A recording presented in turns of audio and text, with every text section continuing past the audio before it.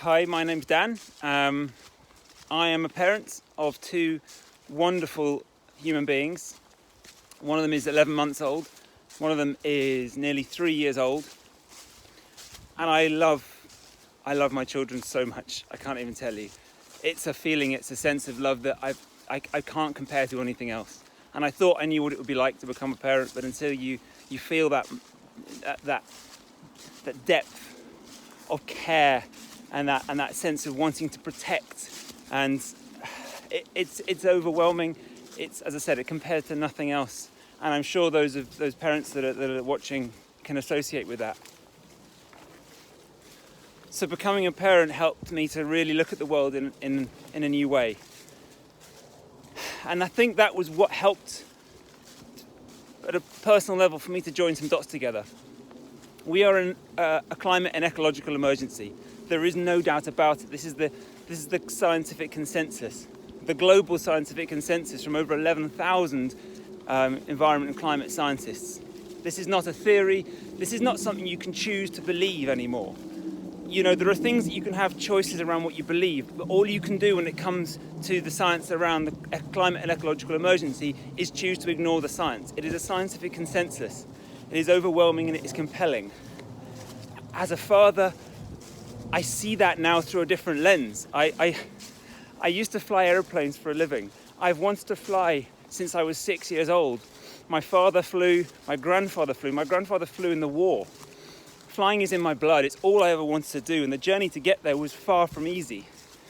And less than 10 years into what was I expected to be a 40-year career, flying commercial aircraft for a living, something changed, and it was the connection to becoming a parent is no coincidence.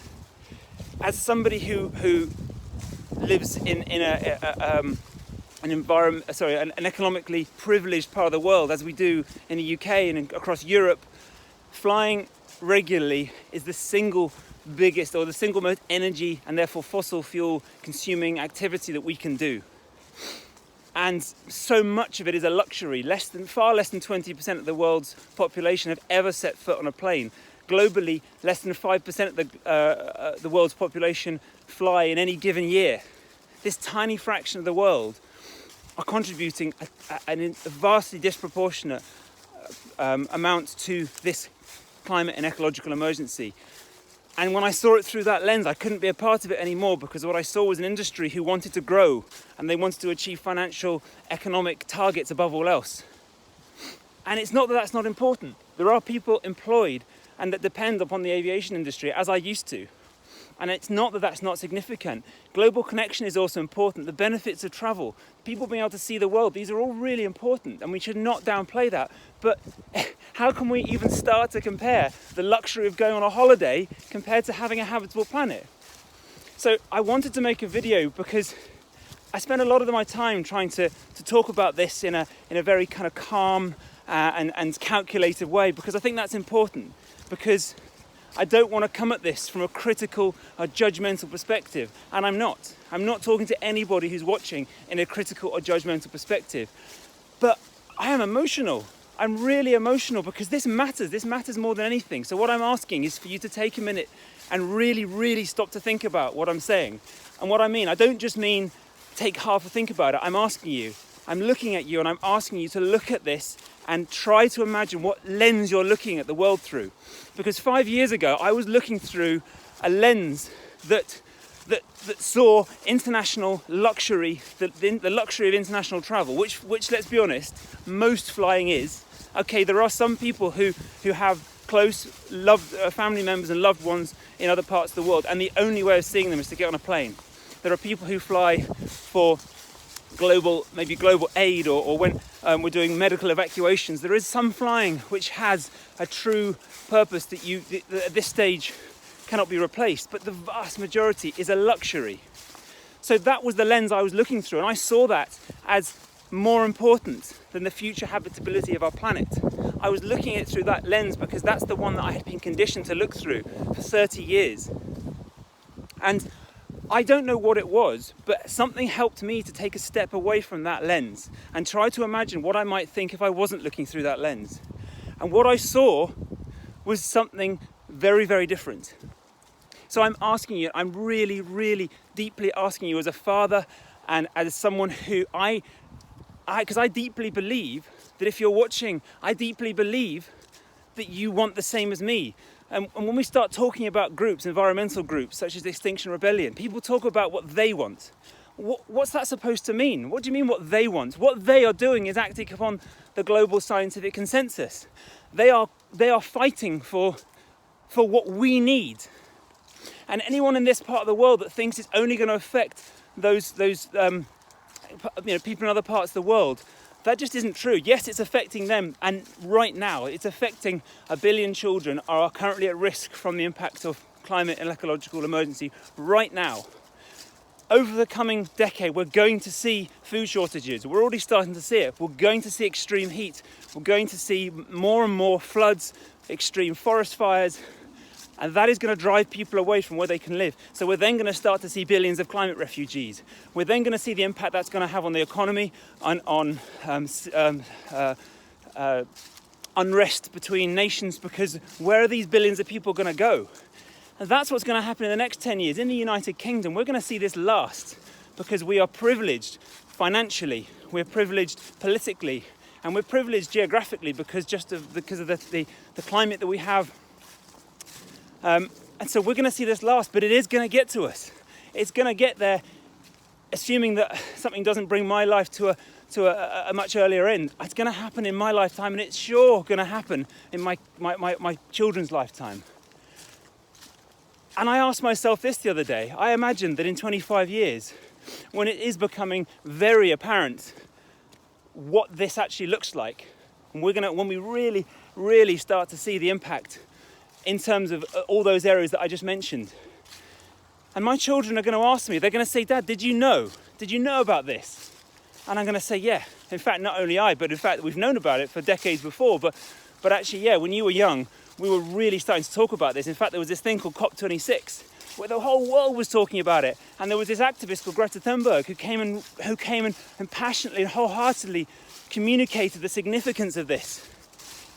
And it was in line with all the science. And that was what was happening when you were young. And they're going to say, what did you do? And I'll say, well, I bought eco dishwasher tablets and I recycled. I used a reusable water bottle, and eventually I bought an electric car. So, I was part of the solution. That is not part of the solution. Yes, we have to be thinking about our individual impact, but the only way we can be part of the solution is by voicing this stuff. We have to be open about this. And when you've got groups like Extinction Rebellion and Insulate Britain, we have to get behind them, because it is the only way that's going to change. And I have to emphasize this, and I really, really want you to listen to this part, because every single time, without fail, I have ever heard anybody criticize Extinction Rebellion or Insulate Britain, they have not yet come up with a viable alternative to what they are doing. Okay? We have known about this problem for decades. Greenpeace have been around for years saying these things. We've got green parties all over the world. And gone are the days where we can just stand quietly by the side of a road with a banner and hope that enough people are going to vote for the Green Party, that this is going to change. Those things have been happening for years. We've had the information, the scientific information, for years. And we've known for years that in not that many decades, we're heading towards the risk of a mass extinction. Yet nothing has changed. Not only has it not changed, we are burning more fossil fuel by the year. So I ask anyone that criticises the methods, what do you suggest? And I don't mean that critically to you. I do not. I was in that situation 5 years ago. I criticised them. I laughed at them. I was mean, even not directly, but I was subtly mean to people who supported them. And that has to stop. Now, I don't necessarily look back and hate myself for those things, because I was looking at the world through the lens that I saw because of the upbringing I'd had, because of the conditioning I'd had, because of the society that we live in. But something helped me to join the dots. And I don't think I'm a hero for doing that. And I think if I can do it, I think a lot of other people can do it. So I don't mean this critically, I don't mean this judgmentally, and I don't mean this harshly. But I'm asking you to stop and really think, what lens am I looking at the world through? What do I perceive to matter because of the upbringing I've had, because of the environments I've lived in, because of what I've been brought up to consider as normal? Flying on multiple international holidays per year, driving around in large uneconomical SUVs, eating meat with every meal. There's a whole lot of stuff that we just think is normal. Having a new phone every year and just chucking away the old one. And we've been conditioned to think these things are normal. And when something comes along and challenges that, and not only challenges it, but people are doing stuff which is making a nuisance of themselves, it's annoying, isn't it?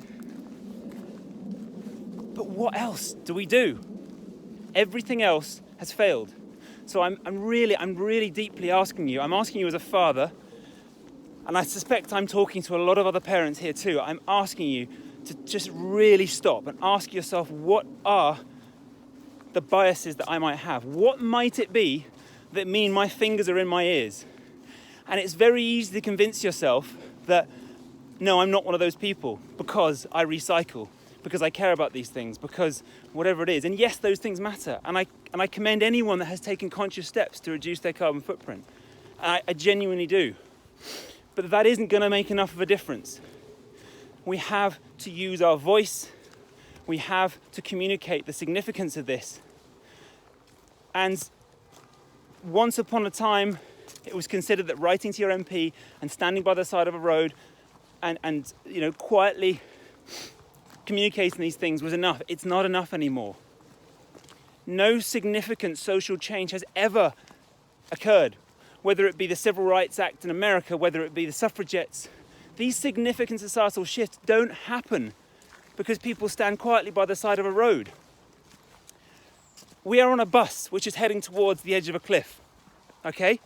If you knew you were on that bus and there was someone or some people that got up and made a nuisance of themselves, and they possibly even broke some rules, they crossed the yellow line to the driver, and it was a pest because it meant that the driver had to stop or to slow down, or it meant that other people were affected in some way, would you be annoyed at that person?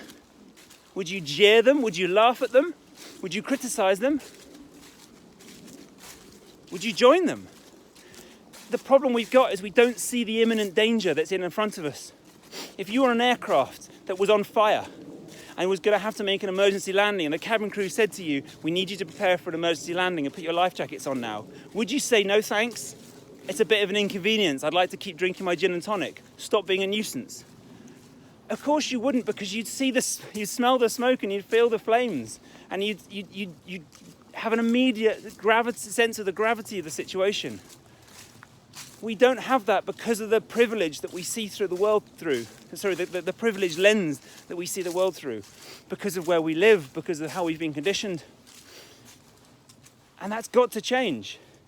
And I can't tell you the number of times I've heard somebody say about various activism groups, oh, I agree with their, the principles, but not with their methodology. Or, oh yeah, I think we should, we need to, go green, but, they shouldn't be breaking the law. Please, please, please tell me, what do you suggest? And if you're not part of the solution, you're part of the problem. I was part of the problem 5 years ago. And to an extent, I'm still part of the problem now, because am I doing everything I could be doing? No. Was I on Lambeth Bridge today getting arrested? No, I wasn't. I'm not saying we should all be doing it, but we have to be prepared to acknowledge what's needed right now. Our government is failing us. Governments all around many of the financially fortunate countries. I try to avoid the use of developed and developing. I don't think it really helps sometimes. But the governments in those places, they're letting us down. And without going into the details around why the agreements from COP26 were such a sham, that is just a symbol of where we are right now. Nothing is going to change if we don't collectively support the people who are trying to actually do something different. I personally know people that got arrested today. And I actually happen to know that not all of them were actively a part of the Insulate Britain groups from that were campaigning on the motorways. And I'm not even saying that every single one of them 100% agree with everything that everybody did. In the same way that we know that there have been different examples of Extinction Rebellion movements. Some of them, if it was me planning them, I would have agreed with. Some of them, I might not have planned it in that way. You're never going to fully agree with everything, but we have to be prepared to get behind the people who are prepared to stand up and do something different. Because unless you've got a suggestion about what else we can do right now, nothing's going to change. And this world that we love, look at it. This world that we love will not be habitable. If you've got children, they will not be able to survive. And when I talked to you about earlier, when I talked to you about my children, they're going to look at me and ask me if I did everything I could. And if I say no, I am effectively saying that I did not do everything I could to ensure that you can have children yourself. That is what we're saying here. Because if we don't make the changes we need, which are just catastrophically far away from what the current commitments from COP26 and where we're currently heading, if we don't do that, we are just committing ourselves to the next generation not being able to have children, because the world will not be able to sustain that generation. It's that serious. Your children, if you have kids right now, your children will not be able to have children. The world won't survive. The world won't be able to support them. And so what are you doing? What are we all doing? And I said, I don't mean this critically. I really don't. I'm coming at this from someone who until not that recently would have had exactly the same criticisms for the people who are trying to make a change. You know, we shouldn't be breaking the law. We shouldn't be causing disruption to everyday people. That's not the way to win people over. It's not a popularity contest. But you have to do something that gets people listening. And standing quietly at the side of a road, writing to your MP, does not cut it anymore.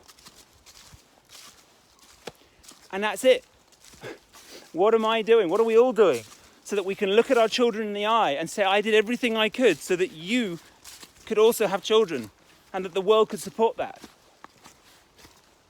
I'm not being...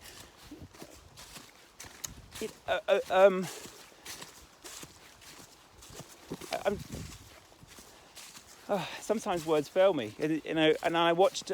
This just reminds me of I watched George Monbiot on Good Morning. I think it was Good Morning Britain or whatever the program on TV. And he was being interviewed, and he broke down in tears. This is an experienced professional journalist, presenter, because he's just not being heard. The person that was being interviewed with him, someone called Dawn Neeson, who I've never heard of before, but she claimed to be green. She said, look, I've got bikes in the background of my very fancy house. I have bikes. I cycle. I'm green. You don't have to convince me. But we can't be having people that are causing inconvenience. Did you know there was a child that didn't get to their dance lesson? That's what she said. Well, George Monbiot is breaking down in tears because he's saying we're going to lose everything that you love. And you're talking about someone not getting to a dance lesson.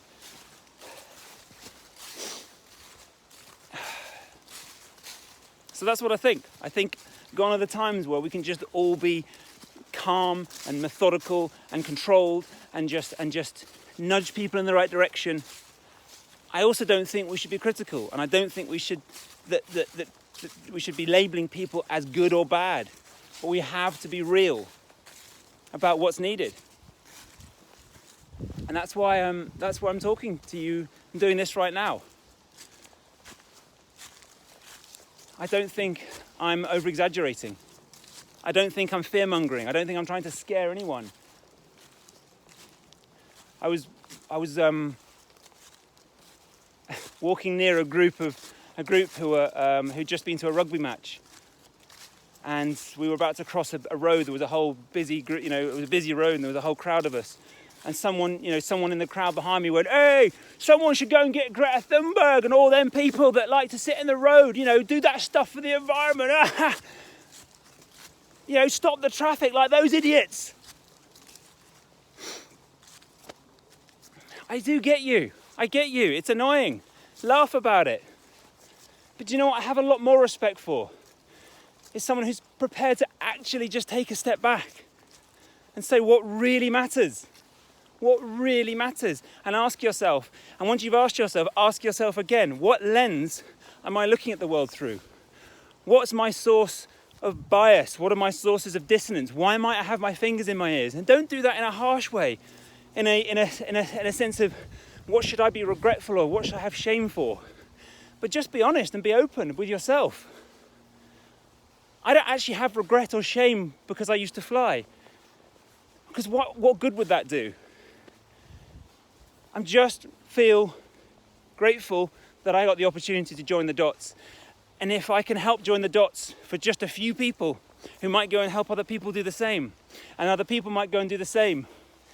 And instead of jeering from the sidelines, when we've got groups of people who are genuinely, passionately trying to make a difference, not for themselves. It's not about what they want. And I a number of times I heard people say, what is it that they want exactly? They don't want anything other than for other people to listen. So if you've got a suggestion about what they could do differently, please be a part of the solution and not a part of the problem. That's it. Thank you.